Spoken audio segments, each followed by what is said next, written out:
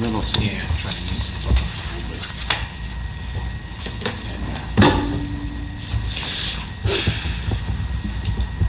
Okay, Trina, I guess we're ready. I am ready. Okay, Mayor Parker, Here. Mr. Jacobs, Here. Mr. Strackhoff, Here. Ms. Christie. Here. Mr. Rodelius, Here. Mr. Leonard, Here. Mr. D, Here. Mr. Zepnick, Here. and Ms. Gutschall. Here. Adequate notice of this meeting of the Bedminster Township Land Use Board was filed with the Township Clerk and sent to the Burnersville News and the Courier News and to all subscribers and posted at the Township Municipal Building, 1 Miller Lane, Bedminster, New Jersey, on January 12, 2018. Please stand.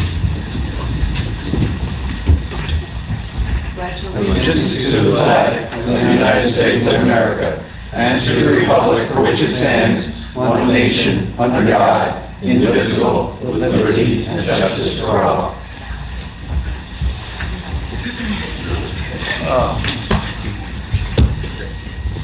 Okay, we have some minutes to approve from November 1st, 2018. Do I hear a motion? Motion to approve. Second. All in favor? Aye. Anyone abstain? I abstain. Scott? Okay, that was done. We have a resolution as well for BIT Holdings.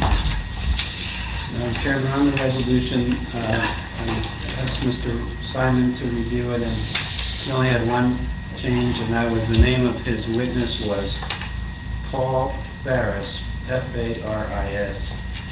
Don't think I made that correction yet, so. I did. Oh, you did? Okay, so, So it was just the spelling? Yeah, it was just a spelling. It was only in one place. Okay. All right, so, And I sent in a suggestion. I got it. Oh, that's incorporated. For the resolution? Yeah.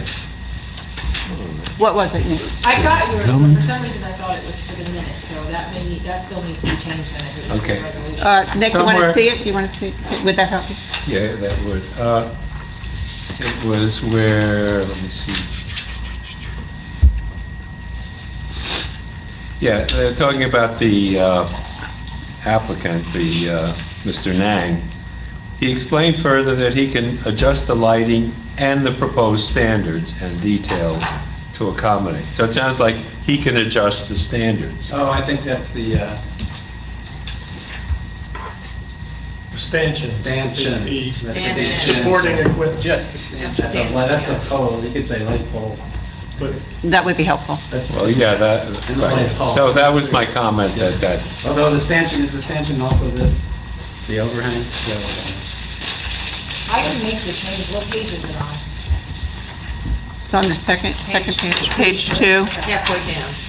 let's just stand the poles, that'll work. yeah, Lighting that's fine. and poles, not Okay. standards, yeah. Yeah, I mean, he comes in and changes our standards. Standard. It didn't seem right. Yeah, it's about Change to halfway. lighting and Light, poles. state change standards to poles. Okay.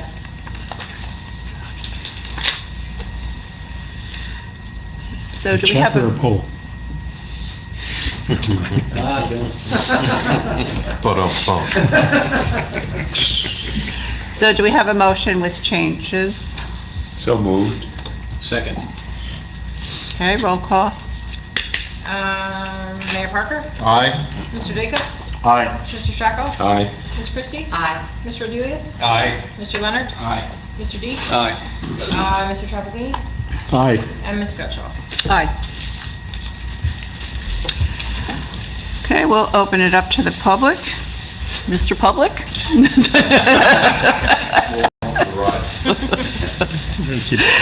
We have no comments from the public. Okay, so tonight we're going to discuss what the subcommittee has been working on in the master plan. And I will, I think, start with Mr. Mayor. You want to open up the Sure. conversation? And first, I want to start the conversation by, Mr. Banish ended up printing this out, the final version of it, and it's aptly entitled 2018 Report, because it's not the final report.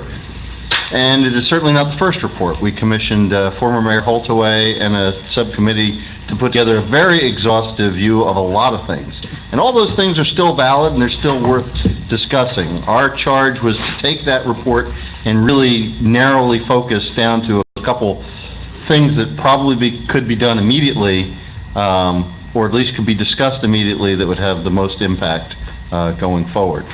So we created a subcommittee of this organization, not just an ad hoc committee, which we had before.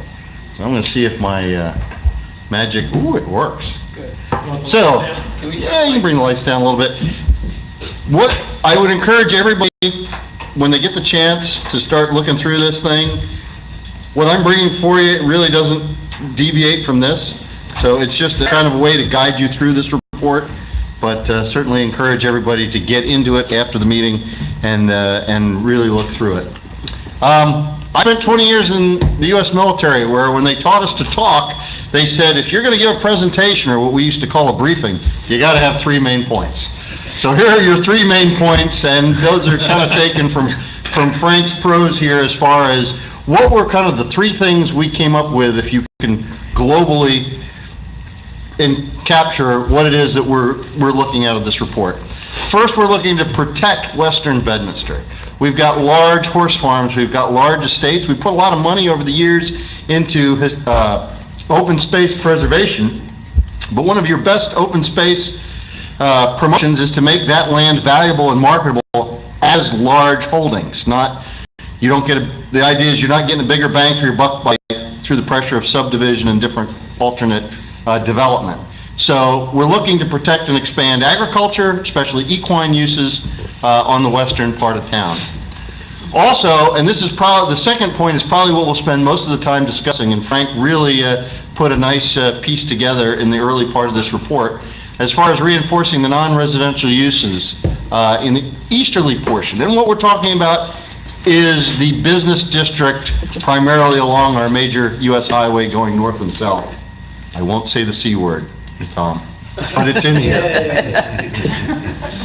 Why can't we use the C word, Tom? It means don't do corridor planning, do real planning. How's that?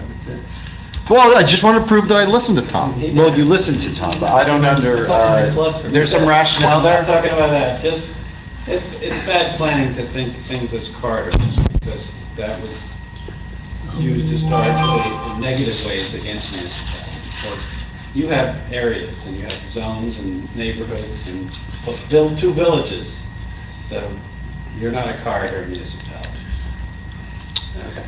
And then finally, we really wanted to make sure, certainly I was very interested in having an aspirational goal and putting it in the master plan to talk about new traffic patterns. If there's one thing that's been a bit the bane of my 9 years in public office in this town, it is that we have tried to engage with the NJDOT to find some ways to ease traffic in Pluckerman, and we will talk about that a little bit further.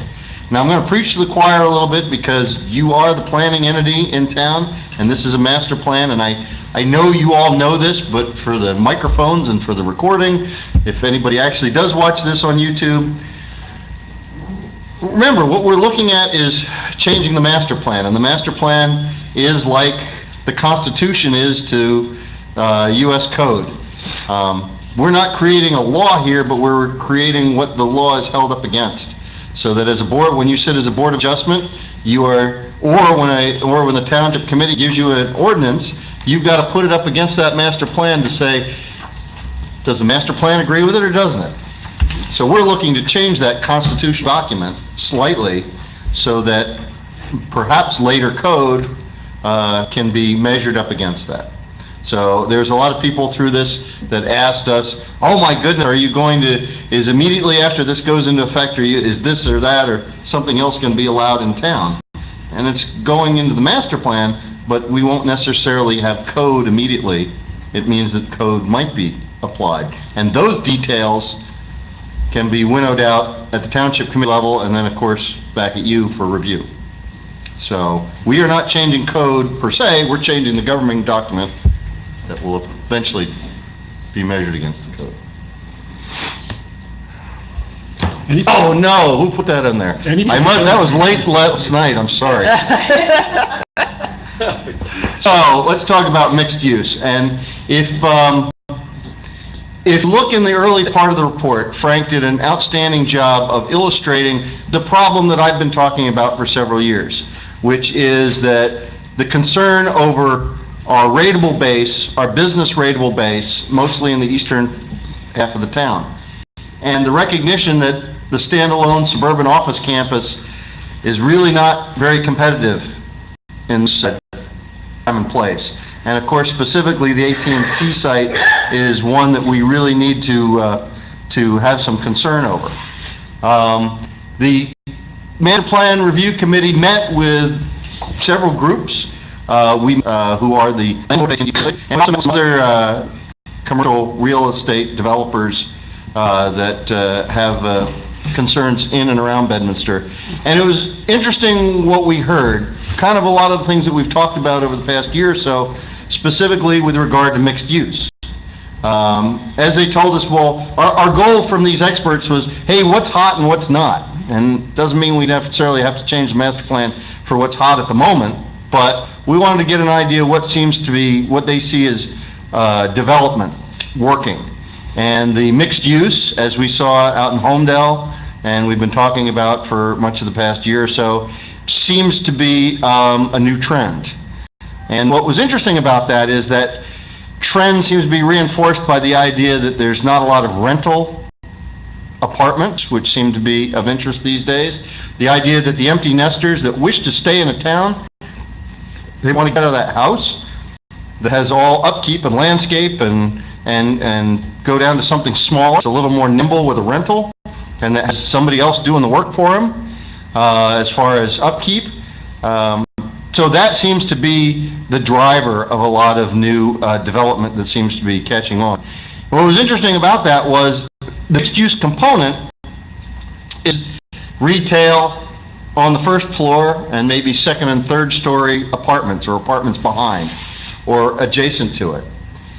And what was interesting is hearing that retail component in some areas is being subsidized. In other words, if they've got a Starbucks, an ice cream parlor, a pizzeria, well, whatever it is, that they are renting those storefronts out at a very minuscule rate with the idea that having those amenities there is going to get them the apartment rentals.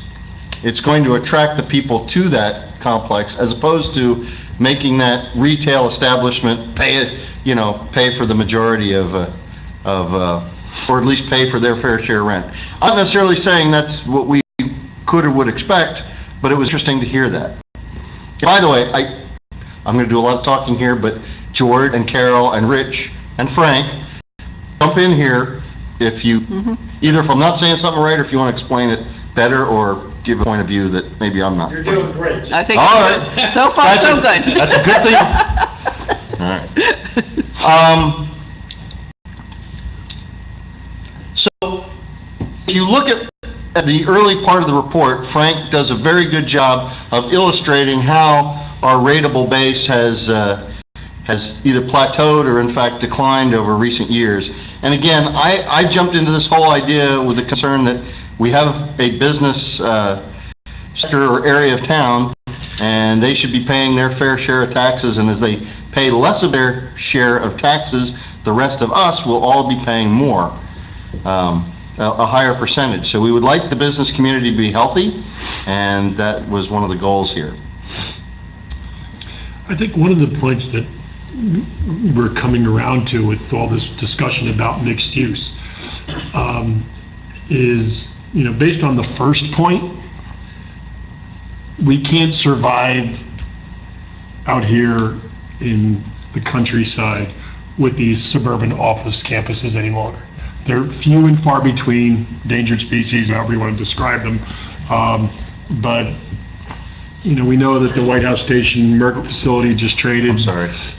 AT&T is underutilized, but there's, scattered across the landscape from Homedale to Nutley, there's abandoned corporate headquarters. What we kind of the conclusion that we're coming to is we just need to diversify our investments, so to speak.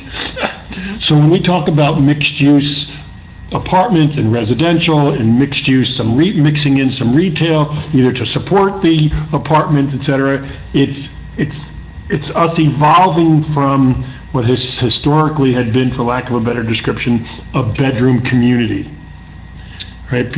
People came here, they slept here, and if they didn't work at one of these large campuses, they worked someplace else. They took the train into the city, they drove, up to 87 or out 78 or in 78 to some other location. But to try to create that live, work, play kind of space options here in Bedminster is kind of what we're concluding, I think, or at least hypothesizing about. Well, in the past, I believe that most of our commercial property has been the offices. And as we all know, the offices aren't what they used to be. It's a different way of handling office space today. And so that's what we say, Rich, I agree with Rich, that we need to diversify a little bit and not have so much office, but have some other commercial property involved in it. And again, maybe some retail. Okay. Let me just say briefly, as a punctuation point to what the mayor said, because I'm not going to do much talking tonight. A week ago, this article appeared in the paper, and we're talking about a site that's a stone's throw from the south end of our town. When Sanofi left town and took their research campus up to Massachusetts, nobody knew what was going to happen here. Tom and I were fortunate enough to be able to work with Bridgewater on that planning for that campus. And the thing I find most interesting, you can read the article at your leisure. Back is the 2015 article which said Nestle moving to Bridgewater Research Facility. And I've highlighted in bold 2 paragraphs near the bottom. And they're not the paragraphs that said that I wrote the plan and it was so great. They're the paragraphs that said they specifically chose Bridgewater and this location because of the elements that are being brought together as this mixed-use place. So the mayor says we need to look at, one of the things you're going to confront as we start to talk to the public about changing policies, everybody in Bedminster has a good reason to think everything's pretty good, so don't mess it up, right? Keep as is could be a really popular choice, and yet we lost $70 million keeping things as they were. And so now we're going to be asked to do things like put more development on a fully developed site, and we're going to have to look at the residents and explain why that makes any sense. And we'll talk a little more about how we get there, because we're not there yet.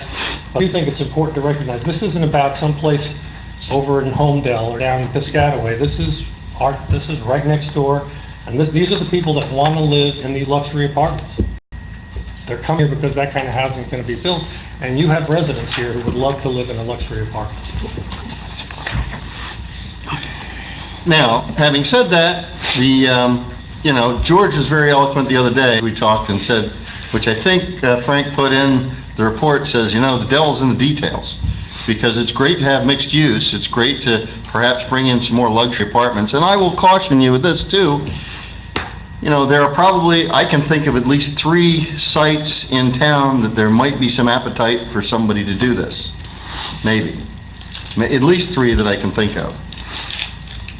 Mixed use might be an answer for any of those and for all of them.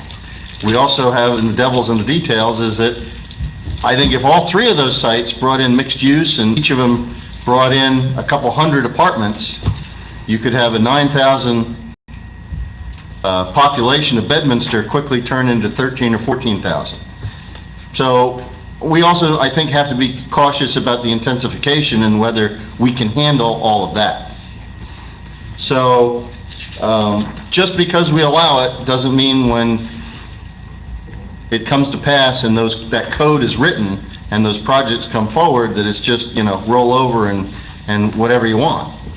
We've got to make sure as a planning entity that we are planning for success and we're planning for what the schools can handle, the infrastructure can handle. And I mean, I'm preaching to the choir on this because this is what we do every month with applications. So I'm not suggesting that you're going to lose your ability to review and approve, but cautionary tale is this isn't just, open the floodgates and you can have whatever you want once we say if you say yes to mixed use. So I think you also have to, look at both sides of the coin with that.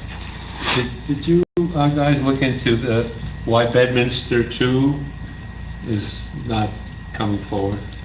3 years now, they're just sitting around. Oh, the Hotel? Hotel. hotel? No, isn't Bedminster, is that the hotel? I thought that was the, It was approved in office, and then it was, subsequently, there was a settlement. Oh, you're talking about Advance. He's with the advanced property. yeah. Oh, Bedminster too. I thought Isn't it that- was south of 7. Maybe Right, I is got what you're that. talking about? He's That's talking about advanced. You're talking about Advance, Yeah. yeah. Does anyone, I mean, they... Well, they came- haven't come back with a new plan at all. I know, but does anyone understand why they are not advancing their... Well, the mayor may know more about that, I don't. They're probably waiting to see what this group of people is going to recommend. And- That too, and that too. ultimately, how the town is going to feel about a change. I mean, that's, I don't know. They brought a use variance application. We looked at the plans. Nobody thought there was anything special about it. In fact, the message was sent back to them, this is not going to get it here. They Yeah, went- because they were 10 feet away from the They property. went out and acquired a whole bunch of properties on 202. It's pretty much common knowledge to Nick that brag about divesting themselves from their office assets. So they're focused on, Jersey City investments, Hoboken investments for the office that they do have. And they've also diversified into, multifamily and some industrial stuff that's a little bit more profitable these days. But they literally brag about divesting themselves from some of their office. That's their project. They're Bridgewater. Okay, that's their... It's that multi-use town center Yeah. kind of place. I mean, but that's who we're talking about wanting to bring here, right? Not They are the necessarily. people that are talking about wanting to diversify that existing 3-building office complex to have retail and apartments added to it. Right. But And think about that. but they were going to put in retail and apartments, right? Which That's is- what they had proposed with the variance application. I Yeah, think it's right. still in advance. So that's what we are talking about wanting here, no? What we're talking about is conceptually, as opposed to a specific site and a specific plan. The question is, do we want to open up the opportunity for a different type of use in that part of the town? And we're bringing forth a proposal to change the master plan. It's not going to get voted on tonight. We're not going to change anything tonight. No, give it... But the goal would be, and I ain't gonna be here with you because it's my last night with you, but the goal would be to hopefully in 2019, pick these apart and talk about them and air them publicly. Rich had some good points about bringing in interested groups of residents and inviting the public in and really airing these out and see what does the town want? What does the town not want? What can we live with? What can't we live with? So that there's a couple ways to do it. You can have a developer come in and try to throw a whole bunch of variances to try to make a change in town, and then you're rezoning by variance by what a developer brings in, or you could plan for it, and we can dictate before a proposal comes in what we'd like to see and where we'd like it. In other words, we can help guide it if we in fact want it. If we don't want it, we can say, no, we're not going to do that. But if you have one developer with one plan that says, I want to do X and I want these variances, it's going to be thumbs up, thumbs down to just that. So our goal is, that's why we're... No, Can we also I put that- this up as an example of what we want. So, but using that as an example and using the Constitution analogy, but Tom, from a legal impact, if you do a broad master plan, and as Nick said, if the intent is to encourage these uses along Route 202, 206, not the corner. That area of town. That area, or zone. And if it's not specific, and you end up with a situation similar to what we had a few years ago, where someone comes in with some use variance and asserts that the variance is consistent with the master plan, does that tie the hands of the board at all? I don't think you're going to go in that direction, but at least the way I would interpret these words, but I defer to Frank a little bit. The general principle, that was a very good analogy about the Constitution.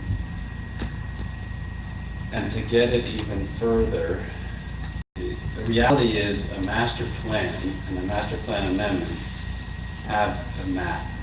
And it's a very important map. It's called the future land use map. And it doesn't use zoning or zone districts, but it says these designated areas on this map are the areas where we recommend for these types of uses. So you're always looking at a master plan when you focus it in on what are you recommending for the future land use areas of that map.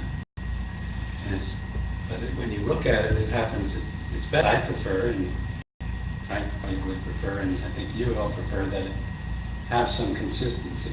That if you look at that map, that you can see that you're talking about, and I'll keep it simple, the AT&T property, I forget what zone it's in, but whatever it is, OR something.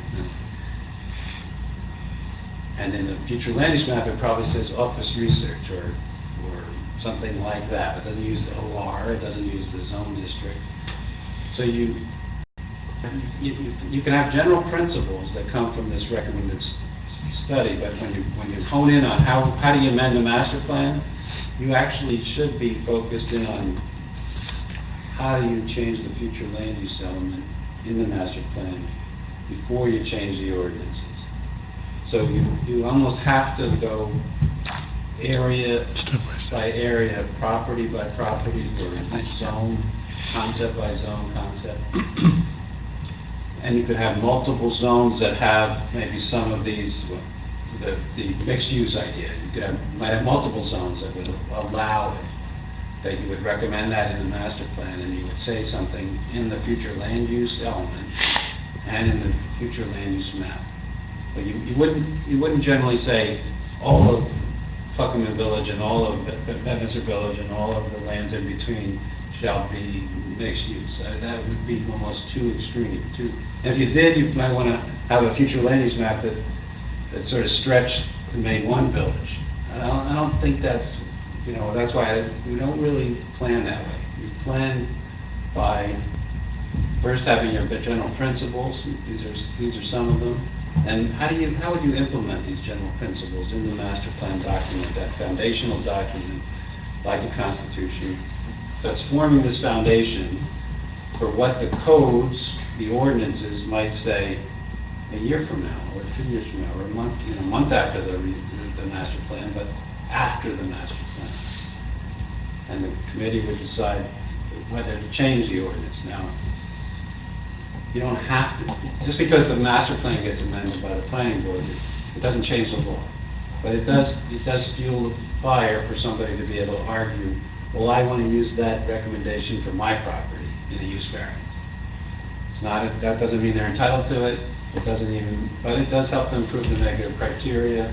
It might even help them prove some sort of challenge to the zoning. That's debatable because the case law has sort of made it clear that even if a master plan recommends a change, that doesn't mean the governing body must make the change. They don't even have to state the reasons why they didn't make the change. If they don't make a change, that's what the case law clarifies. So to wrap this all up and to make it simpler is this board decides what general goals and objectives to put in a master plan amendment, how to change the existing ones. See, some of these are sort of general goals. But you also, perhaps most importantly, look at, well, how do I take those goals and input them into the future land use map and the text of the future land use element, which really is very significant. It will say things like, this R10 zone district should be promoting equine and agriculture. That probably already does that, but you can maybe say more about that. And then maybe you're going to pick some mixed use areas. I don't think you're going to pick huge areas because you want to make it. Tom, we didn't get as far in the mayor's presentation as to how we would get to what those changes are. And when the subcommittee talked about it, we talked about the fact that the capacity-based planning that the town has always done since the R10 zone, whether those capacities are natural system capacities or built system capacities, schools, roads, sewers, we're not going to recommend that something gets stuffed into the corridor area mindless of whether it's going to create a nightmare. So what we want to do next year is go to the public first with information about facts. Fact that we've lost all this rateable. Fact that Bridgewater lost Sanofi and then they got somebody even better back because of certain things they did. And facts about our capacities, what our system capacities are, that would then allow you to advance the argument in the face of residents wondering why you're making any changes at all, that there is a really principled reason and it's really in your interest for us to do this stuff. But to start to talk about mixed use in the corridor for somebody who sits on Route 78 waiting to get into one of those lanes that, I don't need to tell anyone who lives here. We need to be able to explain how this can work. We wouldn't envision something that's going to make things a lot worse. And the suggestions that the mayor had with regard to the interstate system, a lot of times it's really easy to think, well, we're just little Bedminster, the state has no money, how could we ever make a difference here? The truth of the matter is, because of this system, we're taking traffic and sticking it on 287 right at rush hour that has no reason to be there. They want to go on 70. We're going to get to that. I got a slide for that. Yep. So just in response to what you guys are Be saying, careful what you say in a master plan amendment. Be careful how you tie it to the future land use zone. That's all. And I think you're good at mincing the words and knowing what you have to focus in on and how not to be overgeneral, okay? So, but we're not there yet. We're in this. but just going back to our goals, all right? Go back to our goals and objectives and the whole reason for this committee and subcommittee and so forth, okay? And this is somewhat rhetorical. But if we're examining the master plan and modifying and potentially modifying our objectives with respect to the densification we're willing to put up with, the uses we're willing to tolerate, and those kinds of things, okay? Me, the leather hits the floor when we want to communicate to potential investors in our community that you don't have to spend a year and a half dragged out in trying to apply for some kind of variance because now you're desperately sitting here with 2 million square feet on 600 acres and no income flowing off of it. We want to be able to show them a path that starts with a modification to our master plan, is manifested in changes in our ordinance that will allow for this additional densification potentially, these unpermitted uses right now, making them permitted, so that somebody can come in here with an application or submit a site plan review that works, as opposed to having it take 2.5 years to get what they want, when maybe we could make that a little bit easier and someone be more willing to invest money in our town, rather than know they're going to have to come and fight to nail to get what they want. And not just easier, That's true. but conforming to what we want. The goal is No, it starts with the modification of your goals and objectives, whatever they may be. But the ultimate goal is to change our ordinances to accommodate whatever changes we're prepared to make in the effort to facilitate some of this additional investment, this ongoing investment that we're talking about. Some people invest here and know they're as welcome as when they built single-use campuses, and they were very welcome. They need to know that the ordinance gives me a clear path. I don't have to go to the zoning board, go through 5 hearings and find out I get denied and I can never get that overturned. I have a question. Yeah. In the committee meetings, did you specifically outline specific tracks that we need to look at? Of course, 18th is one of them. The advanced property around the corner is another one of them. I'm seeing Because property no, we didn't go there yet. across from Lamington Road, across from my office, 5 acres right in the middle of the village. We did not talk about, the only thing we did talk about was, we did specifically talk to the MetLife folks. And, there was a lot of questions about AT&T. And one of the things, I just will point you out to the second bullet there. I brought this whole up with the idea that I didn't want to be, of course, maybe the reason I didn't run, but I didn't want to be mayor the day that they announced that AT&T was leaving. That's not the reason I didn't run, but I'd say, I'd hate to be the guy standing there, or gal, the day that AT&T announces they're leaving town and you're going to have this big empty office building. And I think that's what we consider the doomsday scenario, that we want to be prepared so that if and that day possibly happens, and we have a plan B. And don't worry, it may be a little dip, but we've rolled out the welcome mats for something that will replace it and be even better. Okay. One of the things we found out in talking to the MetLife landlords of AT&T about their site was they speculated that maybe they'll just vacate a couple buildings there. And it could be that it's not, they just completely leave, but maybe they only occupy 40 or 50 or 60%. Then how do you deal with it? Because they have specific needs for security. You'll notice you just can't drive through that site unless you go through a little gate guard and are welcomed in. So they know that they've got a single user that might not be the only single user eventually, but they have to bunk in with other folks, and how do you deal with that and security? Anyway, there were specific discussions like that, but I will tell you, I specifically told the folks before we invited them in, I said, we want no artist renderings. We want no agriculture or architectural specs. We're not looking here for a proposal. We want you to talk. You are MetLife and you own commercial real estate all over the country and possibly all over the world. We talked to another developer. You got commercial real estate. We want to talk big picture here. And what do you see the market is bearing? How do you deal with a single user campus that becomes a multi-user campus? What do you do when they leave? And what would you expect to get? So, no, Lou, we didn't say, hey, between 206 and Somerville Road, hey, what's it going to look like? Didn't do that. Okay. We're in AT&T. Well, my point is that if we're going to develop these goals or these, outlines or whatever you want to call them, I think at some point we have to get site-specific, because what you allow on the AT&T track in terms of an ordinance or some kind of thing, you definitely would not want to allow maybe on Limington Road. So I just wanted to, just bring that point up. Right, I think it's consistent with what Tom was discussing before, that you have a framework, right, and the committee is identifying certain intent for the master plan that we may, as a board, accept, or we may say, no, that's not the goals that we're after different goals. But you establish those goals, you have this framework, and then, as Tom said, you don't be broad about it, you drill down and think of it in terms of a map. This area, not a corridor, but a blotch, and another blotch, and another blotch.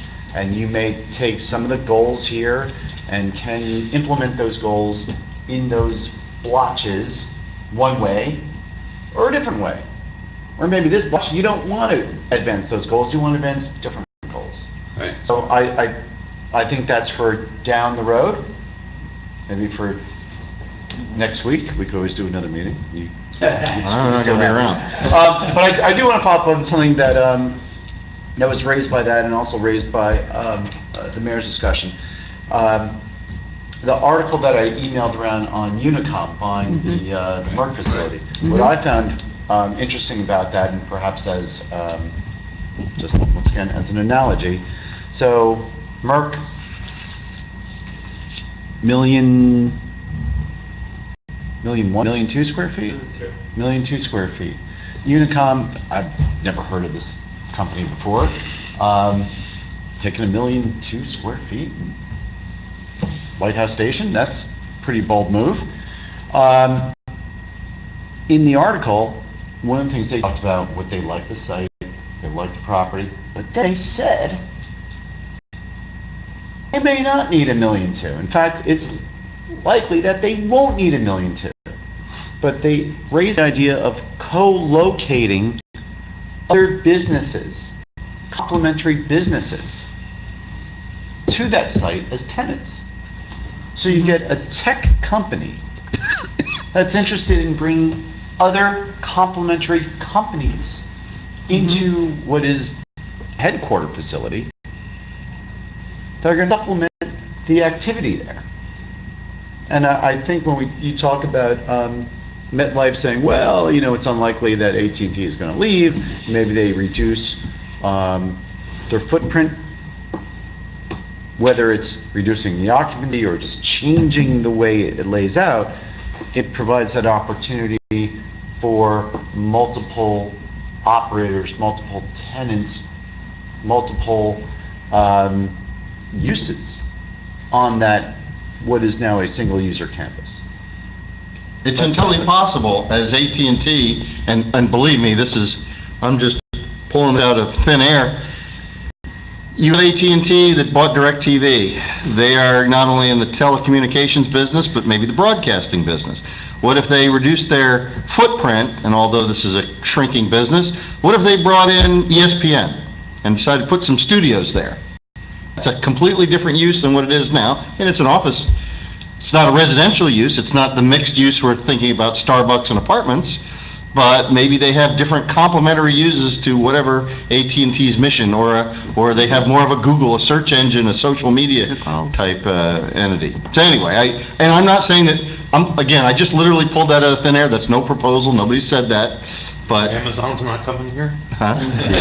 I was getting an ESPN zone. I heard Coons doesn't want them. That's a good way to, what you're doing is you're envisioning or visioning what might happen as the world economy changes.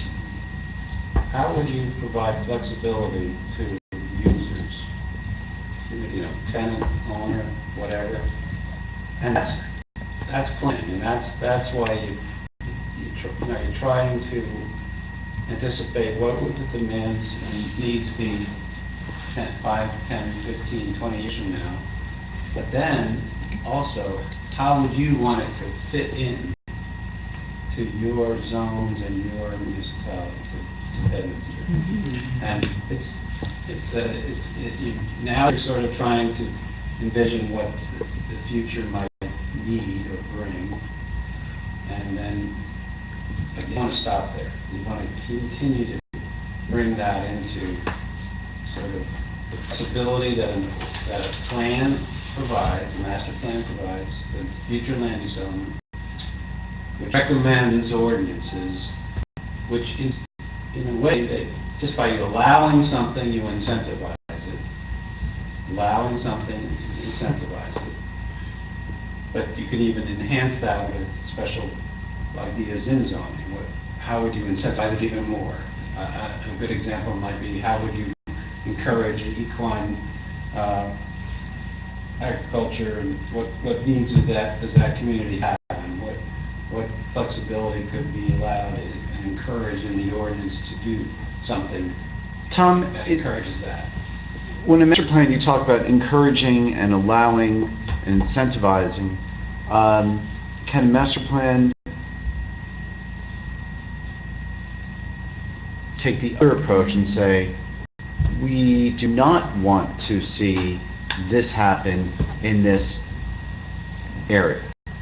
Yeah, yes, and you want those to be sort of restrictions or prohibitions, you make sure that those are carried forward into the ordinance and the zone map.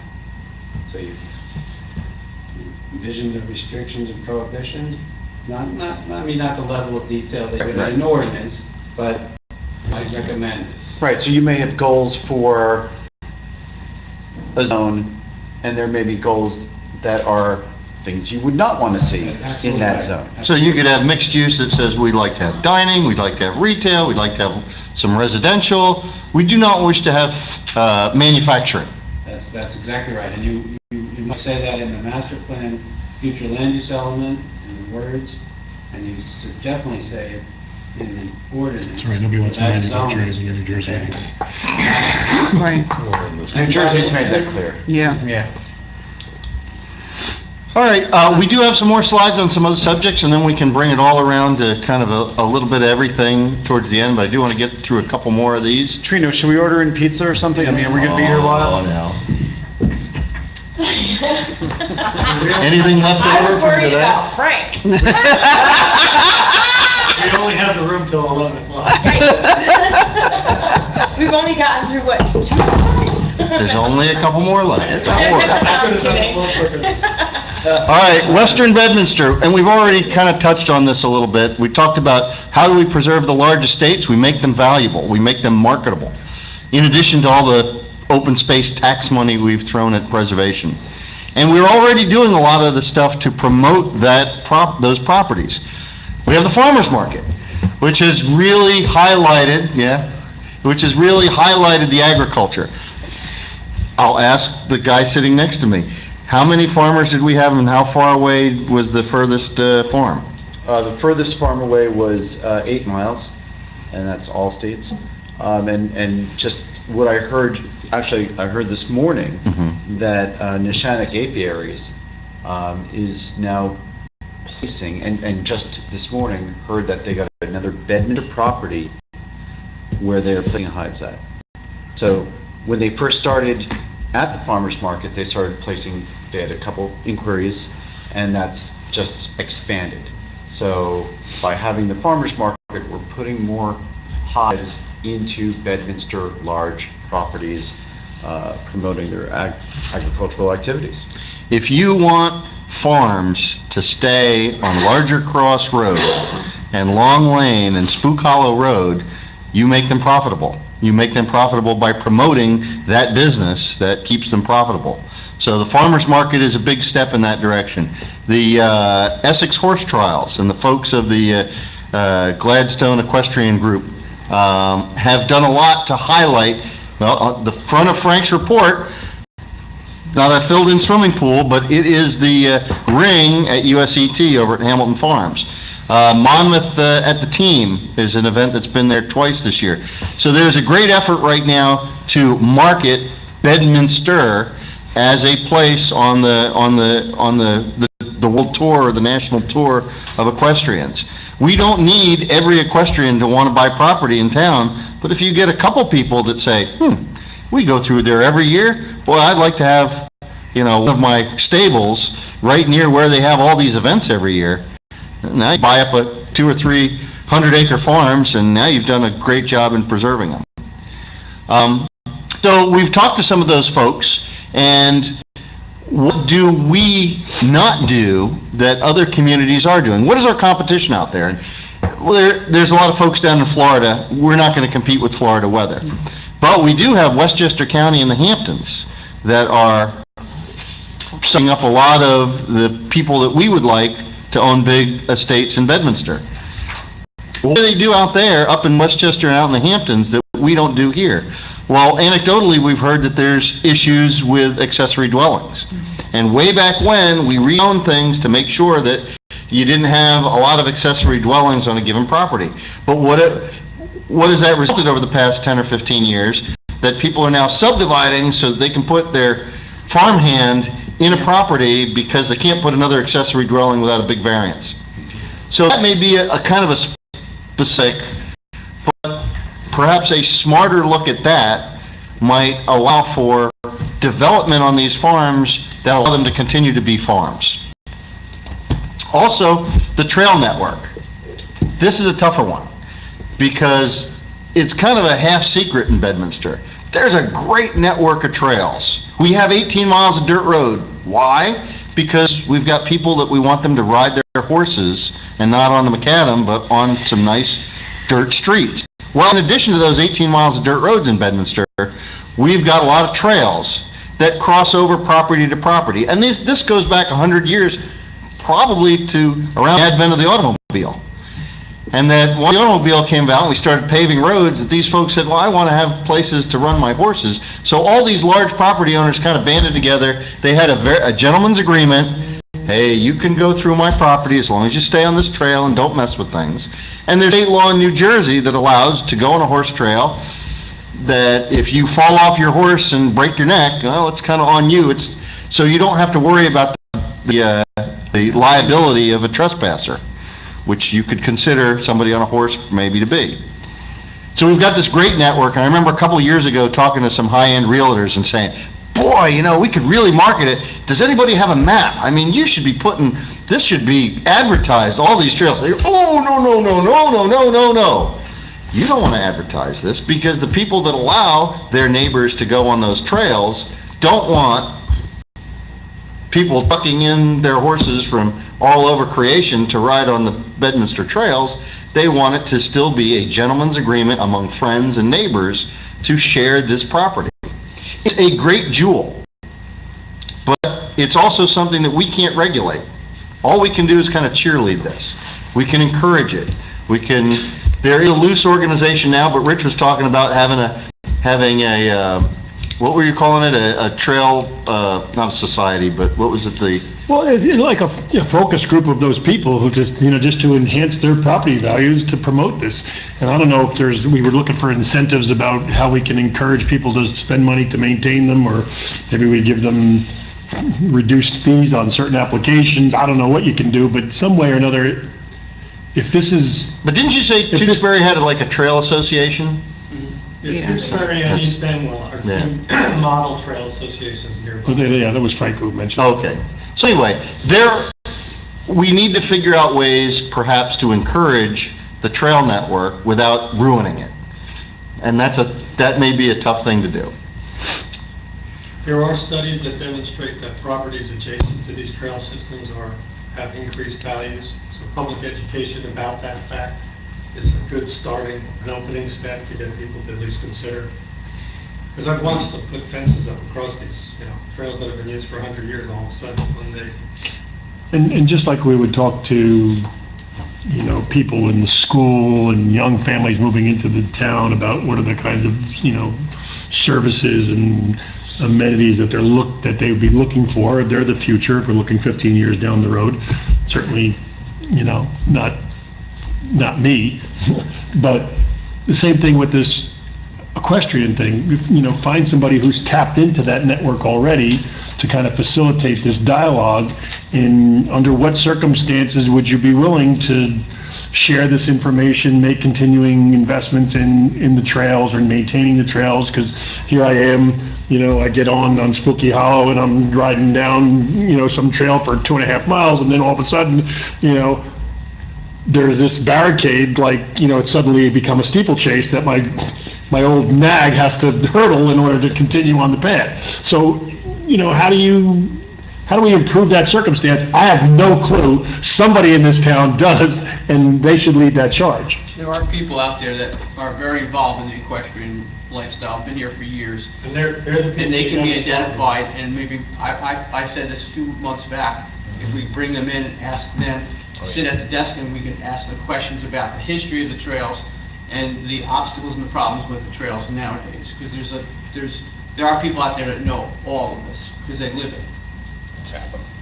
And I'm sure maybe Steve might know some of them. I don't, I know of them, I don't know them personally. Jim Brady's probably a good person to start with. That trail map was prepared by his family. Yeah. All right, traffic. Steve, Go ahead, yeah. One more thing about the farmers. Weren't they concerned about deer and the damage that they do to their farms? I know we can't order the deer out of town, but... Why not? Well, It's another word. that was something that has still not been solved. We tried to create a deer management plan that is right now only on paper. The gentleman's agreement. But we can certainly, that's certainly something. And that's an overall safety thing, a deer management program. Okay, but that's not in our purview, would you say? It doesn't have to, it's not necessarily a zoning issue, it's probably more of a township ordinance thing.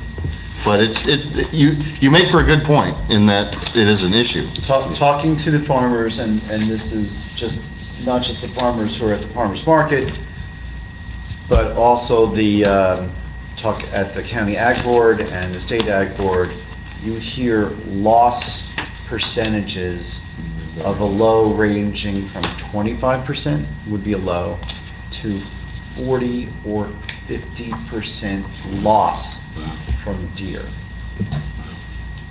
So Rich, you go into a business venture with a 25 to 50% loss Inventory. just like that. I'm having a deer hunt on my property, I'm sorry. Rats, man, we've got a house and home. I might actually have a drive like the old days where, you know, one family starts at this end of the forest and the other stands at the other end. Traffic in Pluckerman. And again, for 9 years, this has kind of been something that's been the, one of the things that has just kind of gnawed at me. If you think about the traffic that goes through Pluckerman that don't want to be in Pluckerman, meaning they're heading north or south or east or west, you know, there'd been talk years ago about a bypass so that you didn't have to go through the intersection of Washington Valley and 206, and development has kind of gotten in the way of that. But there are some pretty simple things that could get rid of some morning and afternoon traffic. And it's not the be-all and end-all for everything, but let me give you two scenarios. If you live to the south of us in Bridgewater, and we know that there's a large population down in Bridgewater that wants to go east, because there's a big city east of us. Where do they have to go in the morning? Well, they come up 206, and they go through Pluckerman. They stop at a light, and they go through Pluckerman. And then they go up, they have to go to a jug handle up by River Road. They turn around on the jug handle. Then they come back down. Well, they get on 287. Then they get on 287, and then they hit an on-ramp, and then they finally get going eastbound. It's insane. And look what it's doing. It's creating traffic up and down 206 of folks that don't want to get anywhere near Pluckerman.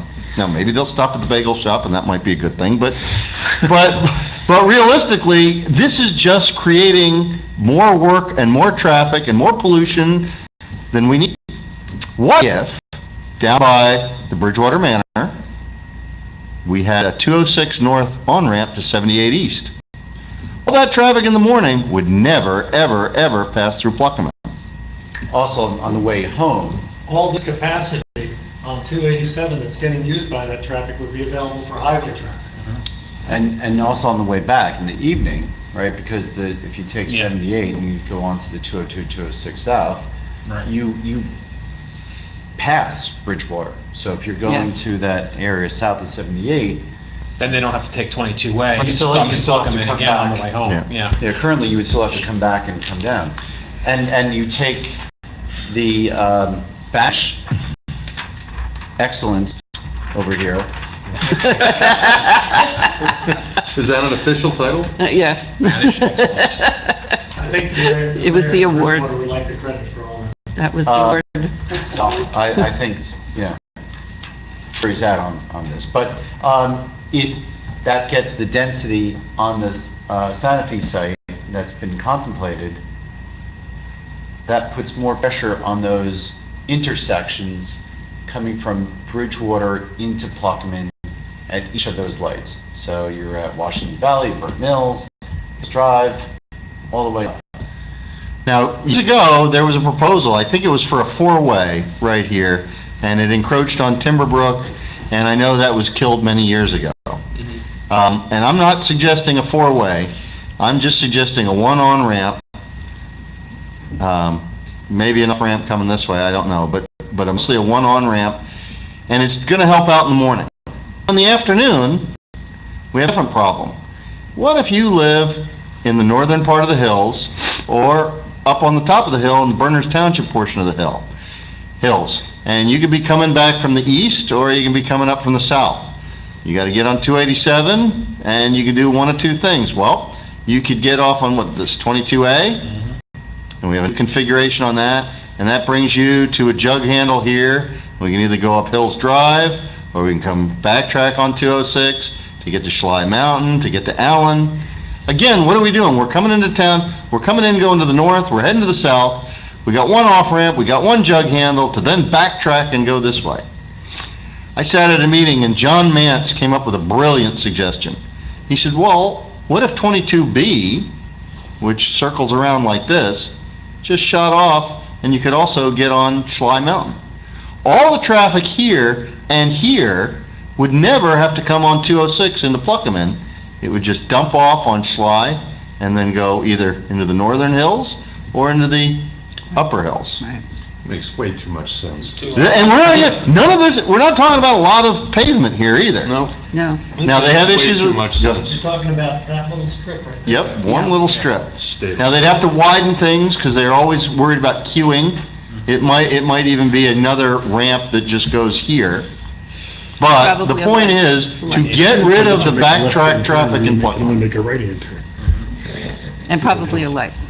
So, look, you're not going to ever have I don't believe you'll ever have an approval for this because this is a DOT thing. But my goal is before I leave is I want this on paper somewhere saying that we want it. Makes way too much sense. So it may just be an aspirational goal of the master plan, but Well, just let me do, and then I'll shut up for good. What I was trying to say before was, we've always asked this question at a time where it was one little town and a state government that had no money to fix the highways. Since the gas tax, DOT is flush with cash. They can do all kinds of discretionary things they couldn't do before. And we're not just talking about one little town, we're talking about this traffic screwing up interstate highway capacity because we're putting local traffic into the flow stream of interstate highway. It's trying to go a lot faster. Let's try to enter traffic from the left-hand lane. So it may not be as pie in the sky as you think, man, that's all I'm saying. It's time I have come, especially with all the volume on 206 every day. Right. so, and before you cheer loudly over the fact that this says summary, there's two pages of summary. I couldn't get to 3 main points, I'm concluding it was 6 main points. And this is kind of what we've already talked about. Make sure our office market is vibrant, examining the carrying capacity as it relates to potential mixed-use development. So let's also make sure that we can handle whatever growth that we might be encouraging. Of course, encouraging DOT to just stay, that would be the best thing. And you could encourage them to stay by having complementary uses also in town. Or be able to attract another high-profile user. If you can't get a single tenant in an AT&T type facility, you want to be able to provide for some kind of mixed-use conversion, something that a parachute, a plan B. We just talked about new ramp configurations to basically ease the traffic in Pluckerman at rush hours. Also, being able to permit farm worker housing in Western Bedminster with appropriate conditions. And then, finally, highlight the value of our trail system and basically encourage landowner cooperation. This is kind of just a thumbnail, but please, I'll ask you, when you're done, go home, read the report. You've got in the new year a chance to have public hearings over this, bring in stakeholders, bring in the public, get the people to throw eggs at you or cheer you, and really vet in a transparent way what the public would like and what they can't stand. And then, when you make that change, we will not be accused of jamming it down anyone's throat. We will do it in a manner that everyone, or at least a good amount of the public, will accept. Questions or comments? And we can turn lights back. Well, one thing I just want to say, on the first page of Frank's report, it's very important that you look at the ratables and the changes there, because that's one of the things that's fueling this master plan changes here. So be sure to look at that. That's really very important, that, besides looking at what we need for the future. Frank, is there anything more you... I think the mayor did a great job. I think he did too. He did an excellent job. Any questions from any of the board members? Anything that... Well, affordable housing. Oh, Yes, we need that's to in mention there. that. That is in there. Well, it no, was in there, Yeah. right? No, it's still in there. It's there. It is? Uh-huh, Yeah. it I is. thought it was taken out. No, we're... Well, let's mention it. Let's Yeah, mention it talk because I about it. failed to mention it. Right, so Judge Serpatelli told us when we asked him to agree that 694 units was enough, that we didn't have to build 819, he said Bedminster has probably satisfied Yeah, its that's obligation halfway through the 21st century. I think the numbers we've looked at now pretty much demonstrate that that's about right. So we have no numerical obligation to provide new affordable housing because we have more than the number. If you look at the number by itself, we have almost 1,000 more units than we need. Did we take out the 28 unit requirement? No, let Frank continue. Yeah. I think Rich is asking if we Oh, had something from in the here. report that might have gotten lost, because I might have tried to move it and forgot to put it back in, so I'll... Yeah, because we did, in one of the earlier... It was drafts- in there. It was in there. Yep, And definitely. I'll make sure it goes back, but the point is, Yeah. Bedminster has been way ahead of the curve on everything, except part of the rules require that there be a certain amount of your third round obligation, the part that we're dealing with between now and 2025, that includes family rental housing. We don't have family rental housing. We have senior rental housing and we have family ownership units at the Hills that are low amount of income, but no family rental housing. So those 28 units are the affirmative obligation that we have now, and the planning board's job next year will be to help the governing body find a home for those 28 units, ideally as a set-aside in an apartment, a luxury apartment development. To zone for it. They don't have to be Zone built. for it. We only have to make an opportunity. We don't have to, not like some other towns that are, Behind the eight ball. Right, But and, here, but here, can we translate that to numbers, so? Probably 300 units gets you the 28 units.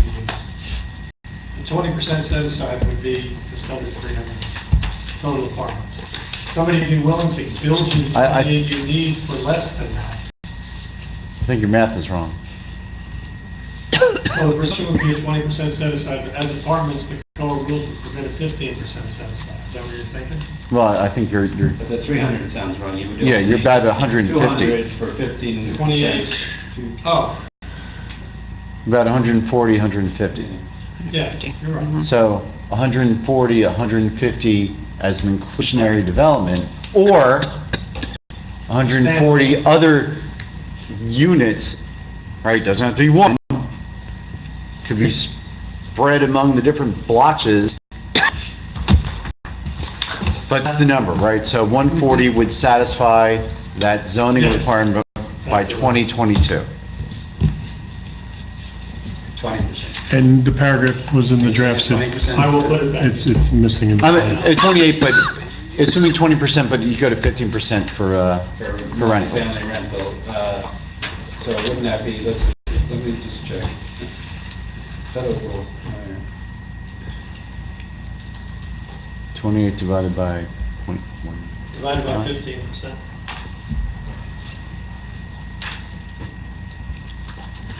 Yeah, 42? 140, let's go, is that what you think? We have a wizard here. You already know the answer? Do we have an MIT professor here?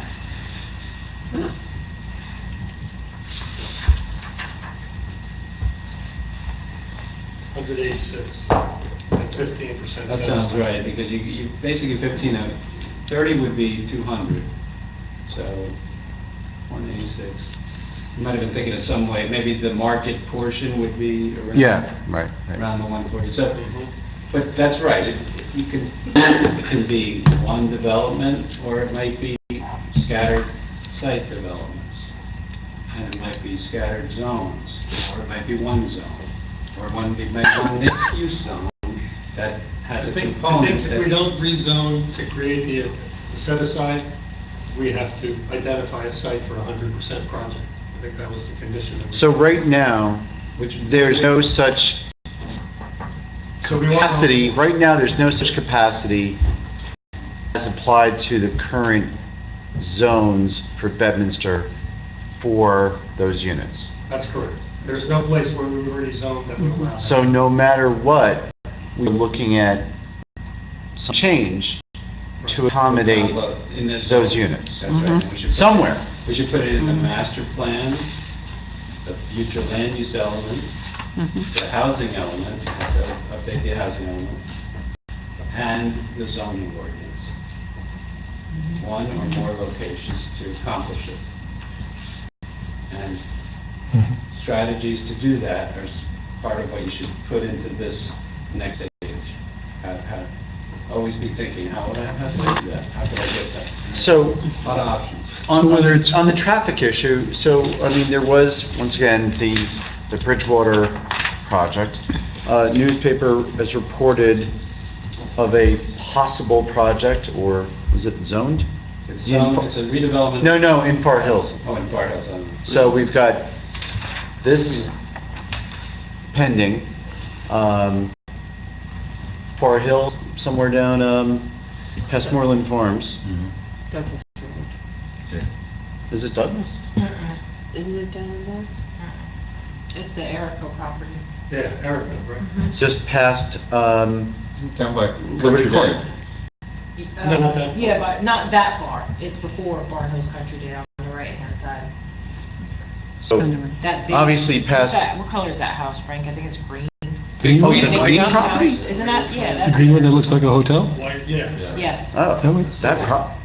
That house What do they want to do there? Carver. When? What? That's when? What? What? What do they want to do there?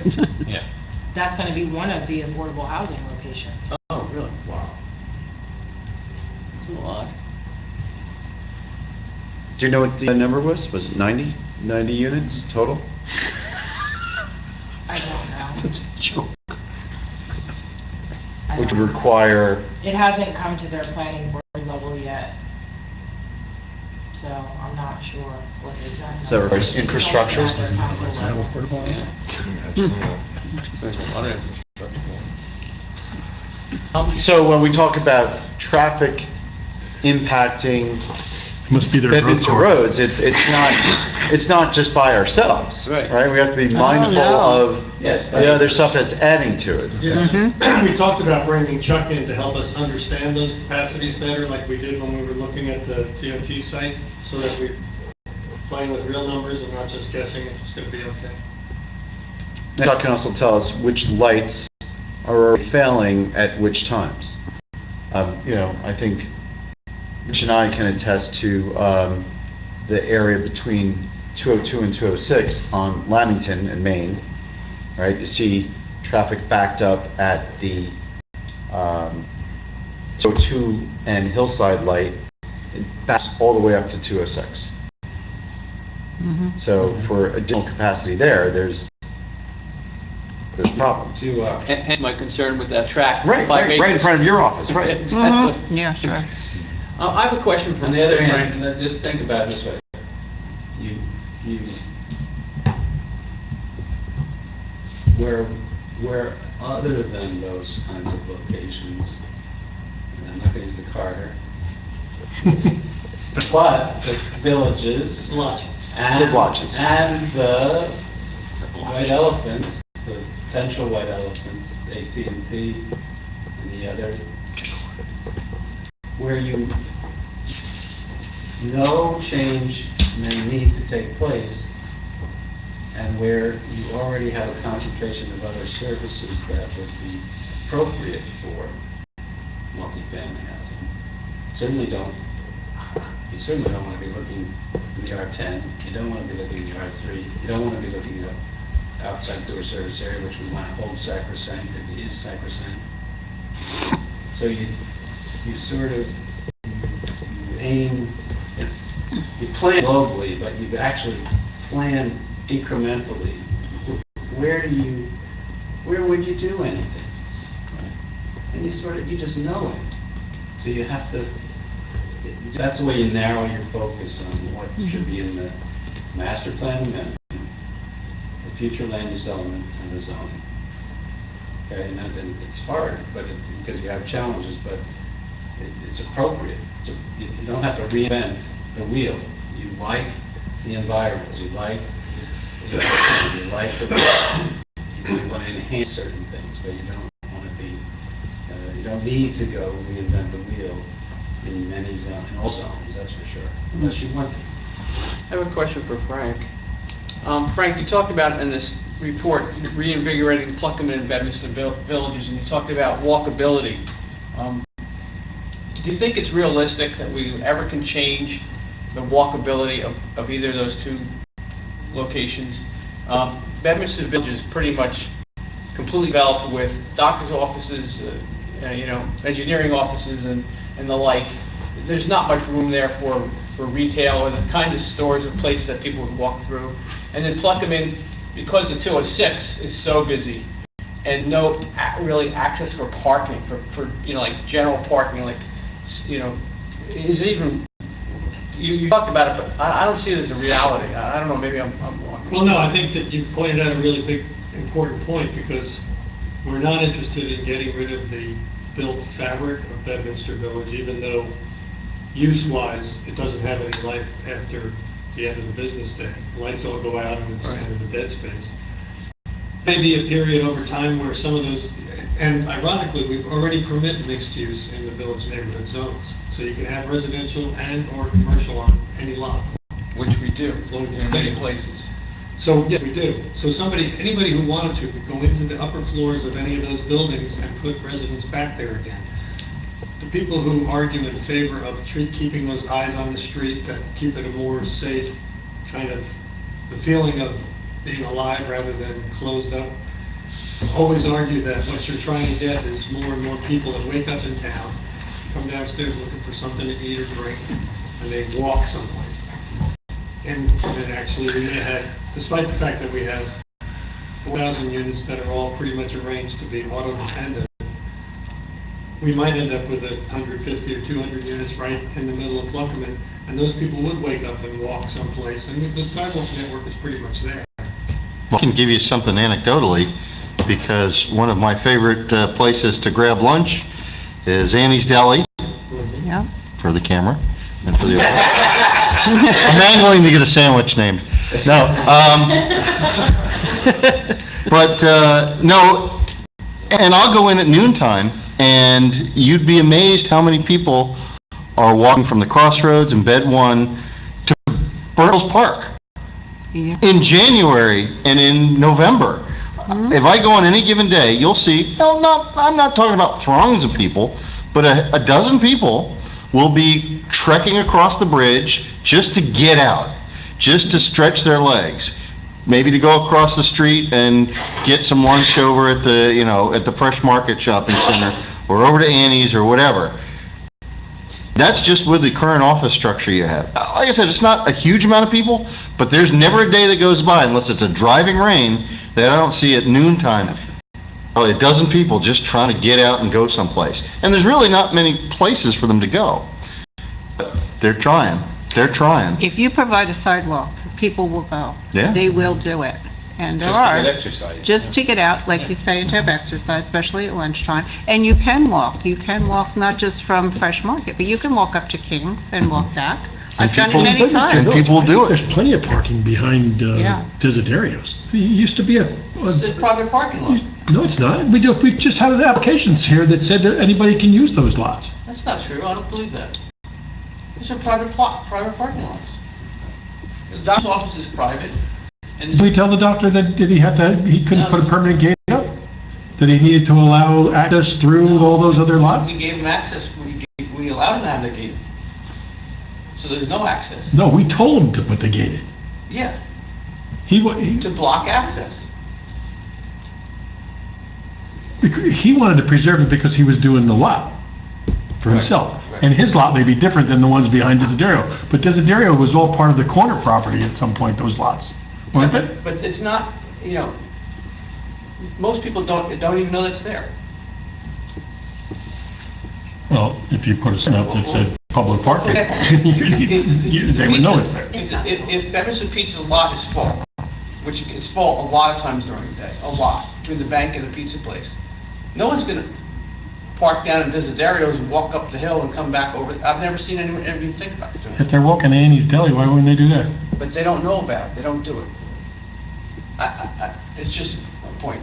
I mean, and you're still on private property, it's not a public parking. But actually, that's a discussion point, parking, Right. right? Mhm. And we've That's actually, planning now. and we've act, so now you're getting Tom all upset because we're a planning board. Doesn't he? He looks like he's on the edge of his seat. And, one of the things, when you do look at, and if you wanted to activate Bedminster Village, I'm not saying that's something we would want to do, but then you might look at, other towns have done this, where municipalities to promote the retail uses or the professional uses, do what they can to provide public parking back there. There's another word he doesn't want to say. Just don't spend money. Right, Just find a way to do it without spending money. Well, you know, the school board owns a little strip of property back there. Yeah, they do. But it all, you know, juxtapose Bedminster Village and the walkable element there, other than, you know, me walking down to Delicious Heights, to Pluckman. And there may be, it may be easier, and it may be more convenient, and it may already function for walkability, and maybe could be enhanced better in Pluckman, because the opportunities are there. A little bit different than Bedminster Village. Not all these blotches are created equally, right?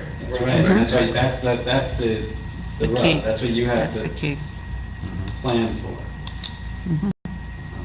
But Frank makes a good point that you all should remember, and that is that in your village neighborhood zones, you allow and actually encourage people to go ahead and put apartments above stores and offices in existing buildings up to 5,000 square feet max.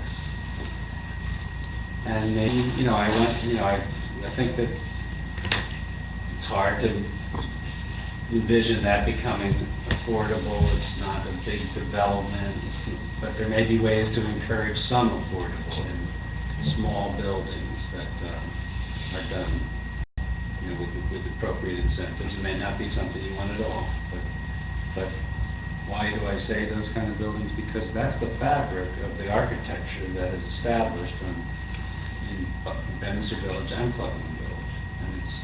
Yeah, and I do want to point out, because we've mentioned this once, this was 2 years ago, when that doctor, the naturopath, Yes. right?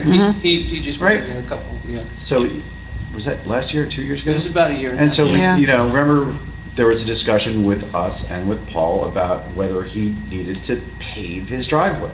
Right. And I remember saying, look, you got gravel drives elsewhere on that strip. You know, it's sort of consistent with the fabric of that, can't use corridor. No, Of the village, thank you. Why am I even concerned about the word Carter? I don't know. Carter became synonymous with seeking excessive growth in rural areas, and was used in the state plan and the state planning document as corridor of growth corridor. Growth corridor, what that become? That became the Mount Laurel 2 principle of imposing the obligation upon growth corridors, growth areas. You're not a growth corridor, you're not even a growth area. You're basically a rural municipality that has been able to preserve its rural nature by distinctly declaring, with a planning commission, 2 specific village centers, and the rest a purely protected, one of the most protected environmentally sound areas of New Jersey, at the heart of the crossroads of metropolitan New York. It's unbelievable. So cherish it. Take advantage of it. Take advantage. It is. Do it. Keep doing what you want to do with it. And you have the right to, and the authority to, and the freedom to, and the ability to. And not too many towns do. It's incredible. So I'm not sure if this is the time to talk about it, but so we've got a subcommittee that the mayor gave the presentation. We've got Frank Stock here, but as we said in the beginning, this is not the end. Maybe not even the beginning of the end, maybe the end of the beginning, but you know, you talked about bringing in Chuck, and we talked about, you know, outreach to some other groups and community groups and equestrian groups. How do we proceed? Do we proceed as a one big old land use board, or do we continue a subcommittee approach to delve into topics? I mean, there's a whole lot of moving parts here. Is that too unwieldy to handle as one board? When we were sued for the R10 zoning, one of the things that Judge Butero said was he cited the 33 public hearings that Bedminster had to get to R10 and said that we've been a model of public participation.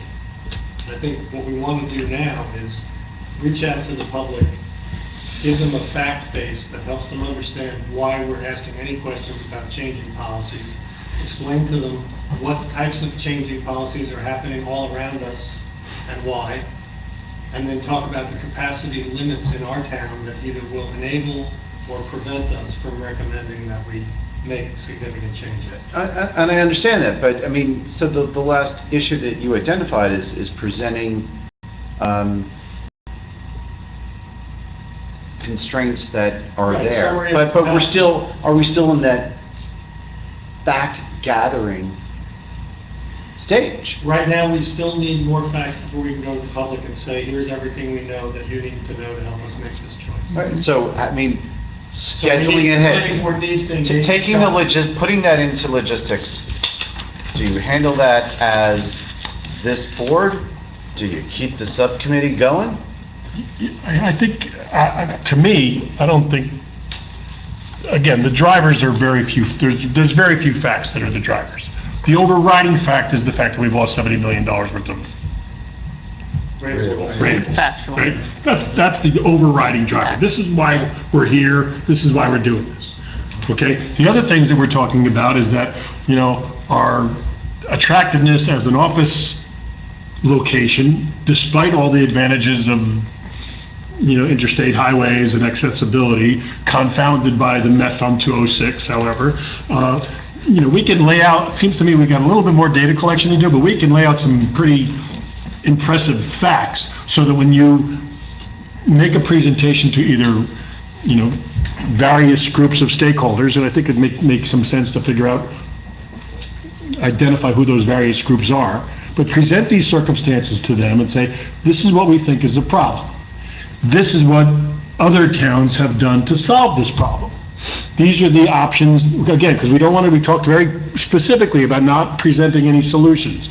So we don't feel like, you know, we've already made up our minds and we're just looking for them to affirm what we already think or what anybody already thinks. That it really is a data collection process, you know, to perhaps to be lauded for at the end of it. But if we're collecting input from people, then we present these facts to them all kind of uniformly. We identify a series of options that other people have exercised successfully in the past, and we begin to create the priorities that we want to incorporate into this rewrite. And then from the rewrite, we take it, you know, a step further and a step further. But I don't think you can leave it up to a population who will show up at a developer's presentation about building a hotel and another shopping center and another restaurant over by, you know, DOT and have a, you know, a race ride in the town hall. No. Because they'll say, you know, I moved in town, you know, close up the trap door and don't let anybody else in. Yep. If you leave it up to them. So if we lay out these facts and we try to have a serious conversation with small groups, not a mob that one person could mobilize into a frenzy. Small groups, we collect some feedback, and we begin to assemble recommendations. But I don't think there's that much more facts that we can really ferret out of this process before we'd be ready to do that. I would suggest that if you look at what we presented tonight, I go back to my three main points, there's three subjects here. I would suggest next year you start with something easy. Take the Western Bedminster part.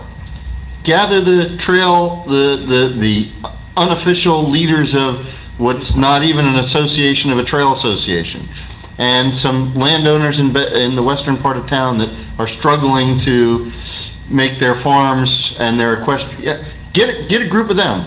You're probably not That might be going the to see. easiest thing, but that's not going to have the most impact on our rateables. No, I understand that, but it might be the thing that brings the quickest and easiest agreement. You might have one meeting And everybody is, look, everybody wants to preserve the western part of Bedminster. I don't think that's terribly controversial, but you could use that as a model as far as how to get one item checked off and done. And if you can, by January or early February, get yourself a meeting, get the stakeholders, sit around one night and say, here are the things that we need to do. Yep, that makes sense. Hey, make sure the public knows about it. And then bingo, you can tie that in a bow and say, all right, we know what our changes are for Western Bedminster. Then tackle the mixed use thing, because that will probably fill the room depending on how you do it. Yeah. But at least you figured out, you found a way to get there. And maybe you'll make some mistakes along the way, and maybe we shouldn't have this many groups, or we should focus it narrower or broader, but get something, get a victory, and then move on to something else, move on to that big one. The low-hanging horse? Last year, Doug Stevenson did a great job of bringing in the people that are interested in the dog park. It was a really nice meeting. It was just people who were interested in the dog park. And he basically got a lot of ideas from them, and from those ideas, they sorted out what was doable, what was cost efficient, and they redid and fixed up the dog park.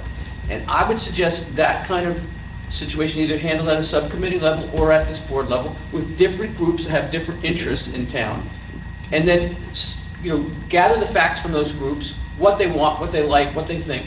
We'll have the public meetings, we'll have it on record that we're being open, and then eventually take all of those different parts and put them back together into a master plan that has some consensus around the town in the different areas. I think back to Larry's point, your experience, Frank, do you think it's best to do it on a subcommittee basis or to do it in open, You remember Larry's question. Yeah, I did. I think those of us who have participated at the subcommittee level understand how agile that format is, to be able to get a couple of people together. Oh, yeah, it's very difficult. And to probe some of these things, we may be able to do some of what the mayor suggests with regard to outreach to the equestrian community and have small group meetings where we start out talking. One of the differences between 2 or 3 or 4 of us meeting with people and everybody here is that a lot of times we can go in their kitchen table and sit there and listen to them talk from their perspective. You get a really good idea, and they say a lot. They really open up. Yeah, maybe they're not as intimidated in the But I'm not format. What I don't want to see happen is for the rest of the board to be out of touch with where the subcommittee's heading, and maybe just by touching base on a regular basis, we can, because I do think they can really facilitate having an action plan for next year where we move some of this forward. And I think the mayor's right. The equestrian side of things looks like low-hanging fruit. I've been kicked by a horse before, so I don't know what to say about that, but I suspect that would be a good place to look for something that was not going to be very controversial. And the other thing is, on the subject that will be very controversial, because changing policies to allow more and mixed types of uses will be controversial. We've got to be very clear that the decision to make change hasn't occurred. It won't occur until we know that we can accommodate the change. Because we're not going to make the quality of life worse here. I think that's what people want to count on. Okay. You might want to keep a standing master plan subcommittee, working with Frank, outreach, especially I advised you before that on the equestrian trail, that's best done privately with equestrian, not privately, but not in the big public meeting of the planning board. Keep it a subcommittee They level. have strong private interests that they care about, that they don't want you to take away. So my master plan subcommittee was always standing, and then maybe you say, on these dates of the year, this year, we're going to have the subcommittee meet with the planning board about The subcommittee. whatever projects the subcommittee is ready to recommend, but to be saying, let's do this, these are the dates, so, you do it in January, February, and you sort of anticipate that we're not going to talk about this at a site plan hearing night. Nobody else is going to be here on site plans. We're going to focus on the master plan and the future land use element and these important issues, and maybe where we're going to recommend ordinances. Not that anybody's going to be unable to come. Everyone who wants to come could come, but we're focused on the master plan Mhm. in this entire night, if we need it. And can't the subcommittee add adjunct folk to say, Four people. so, all right, so we want to reach out to the equestrian community. There's maybe nobody particularly, maybe Steve, if he's still around next year, who's got access to some of these equestrian types. George, certainly not me, but somebody who's got access to those people. We talked about, Mrs. Haltaway. Maybe we can add her to the committee to facilitate that dialogue. One of us standing members of the subcommittee can participate, but it's something that that person could lead. If we wanted to reach out to a group of millennials about some of these issues, maybe one of us who has children who are millennials could facilitate that. If we wanted to again, Right. we can add people and subtract As people. long as they're not from the land use board. That's right, we're capping four, non-member board.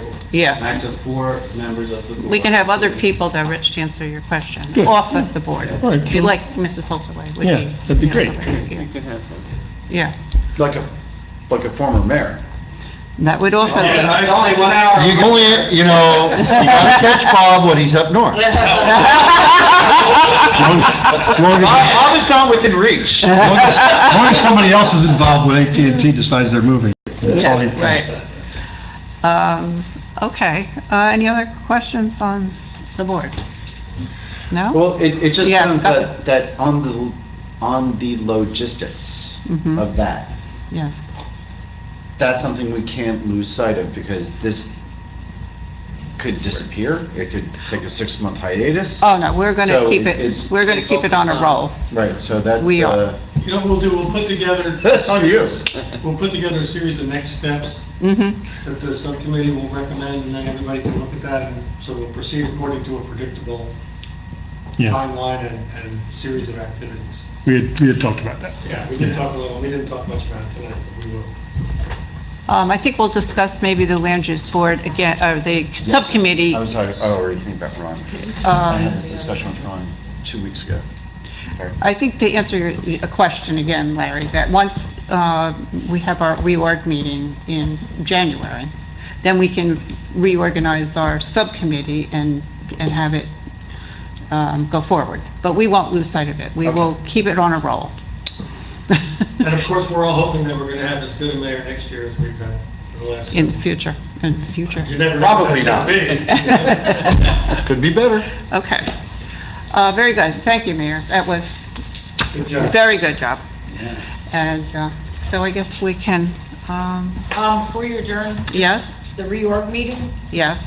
we'll have to cancel our January 3rd meeting and hold it on the 10th. We are having our meeting, our reorg on Friday. The Betty Is that Merck correct? dinner will take place after the first Thursday. Right. Right, so it's Friday, right? Correct, Friday the... Friday the 4th, The right. 4th. So we'll We can't have... our reorg No, so we will meeting do like we did last year and have And it'll be on the 10th. on the 10th. Yeah, okay.